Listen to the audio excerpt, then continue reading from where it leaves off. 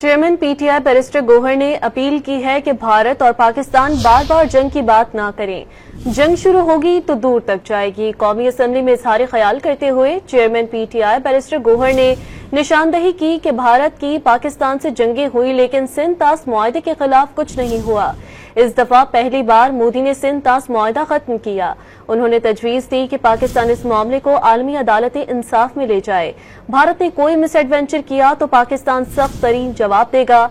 बानी पीटीआई ने कहा था, पाकिस्तान सोचेगा नहीं, जवाब देगा। चेयरमैन पीटीआई बैरिस्टर गोहर ने अपील की है कि भारत और पाकिस्तान बार बार जंग की बात ना करें। जंग शुरू होगी तो दूर तक जाएगी। कौमी असम्बली में इजहार ख्याल करते हुए चेयरमैन पीटीआई बैरिस्टर गोहर ने निशानदही की कि भारत की पाकिस्तान से जंगें हुई लेकिन सिंध तास मुआहदे के खिलाफ कुछ नहीं हुआ। इस दफा पहली बार मोदी ने सिंध तास मुआहदा खत्म किया। उन्होंने तजवीज दी कि पाकिस्तान इस मामले को आलमी अदालत इंसाफ में ले जाए। भारत ने कोई मिस एडवेंचर किया तो पाकिस्तान सख्त तरीन जवाब देगा।